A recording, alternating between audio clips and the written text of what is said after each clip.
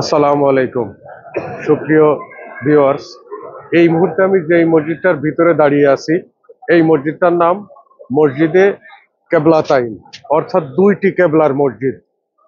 এটার ইতিহাস হচ্ছে, যখন মদিনায় হিজরত করেন তখন আহ আল্লাহ তাআলার তরফ থেকে একদিন এই মসজিদে মহানবী করিম সাল্লাল্লাহু আলাইহি সাল্লাম জোহরের নামাজ আদায়ের উদ্দেশ্যে তার সাহাবাদের নিয়ে অবস্থান করছিলেন এবং ইতিমধ্যে নামাজ শুরু হয় এবং তখনই ওহী আসে। এইটা হচ্ছে বর্তমান যে কেবলা, অর্থাৎ বাইতুল্লাহ অভিমুখে, অর্থাৎ মসজিদুল হারাম অভিমুখে যে কেবলা, সেইটা হচ্ছে এই যে এই কেবলাটা।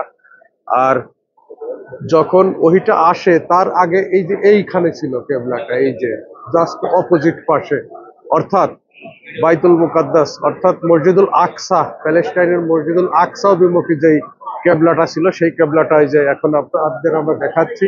পরবর্তীতে ওহী আসার সঙ্গে সঙ্গে মহানবী সাল্লাল্লাহু আলাইহি সাল্লাম আল্লাহর তরফ থেকে অর্ডারটা আসে। আল্লাহ তাআলা বুঝতে পারছিলেন যে যদি এই কেবলাটা চেঞ্জ করে বাইতুল্লাহ অর্থাৎ মসজিদুল হারাম অভিমুখী করা হয়, অর্থাৎ এই যে বর্তমানে যে এখানে কেবলাটা আছে মসজিদটার, তাহলে মহানবী সাল্লাল্লাহু আলাইহি সাল্লাম তিনার পেয়ারা হাবিব খুশি হবেন।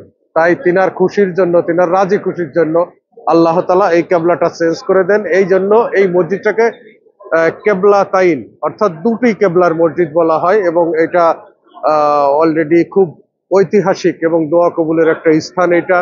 আমি গতকালকেও এই মসজিদে আসরের নামাজ আদায় করছিলাম এবং আজকে আমরা আমাদের জিয়ারার অংশ হিসেবে আমরা সবাই আসছি এইখানে।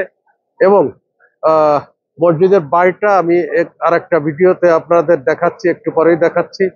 এবং অনেক সুন্দর, অনেক আগের মসজিদ, বাট অনেক সুন্দর। এবং এইটাই হচ্ছে বর্তমান কেবলা এবং পূর্বের যে কেবলাটা সেটাই যে জাস্ট বিপরীত পাশে এইখানে এই কেবলাটা ছিল। ধন্যবাদ। আসসালামু আলাইকুম।